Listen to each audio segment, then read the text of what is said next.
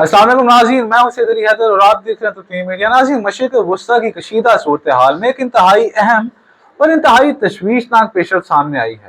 ایران کے army chief major general امیر Hatami نے یہ اعلان کیا ہے کہ کسی امریکی فوجی کو ہلاک یا گرفتار کر کے ایرانی حکام کے حوالے کرنے والے شخص کے لیے $30,000 یا 5 ارب ایرانی تومان کے برابر انعام رکھا جائے گا، جبکہ رپورٹ کے مطابق اگر یہ کام کسی ایرانی خاتون کی جانب سے کیا جائے تو انعام دگنا ہوگا۔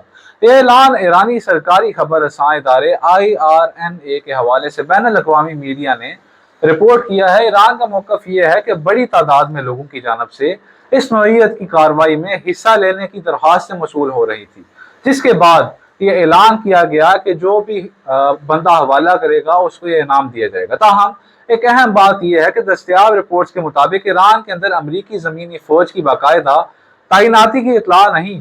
البتہ رواں سال ایک امریکی جنگی طیارے کے حادثے کے بعد امدادی کارروائی کے لیے امریکی اہلکار ایرانی حدود میں داخل ہوئے تھے۔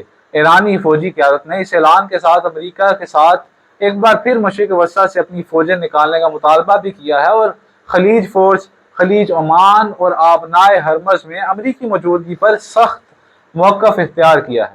ناظرین، یہ اعلان صرف ایک مالی انعام کا معاملہ نہیں بلکہ ایران اور امریکہ کے درمیان بڑھتی ہوئی کشیدگی کی ایک انتہائی خطرناک علامت بھی سمجھا جا رہا ہے، کیونکہ اس طرح کے اعلانات خطے میں مزید تناؤ اور انسانی جانوں کے لیے خطرات بڑھا سکتے ہیں۔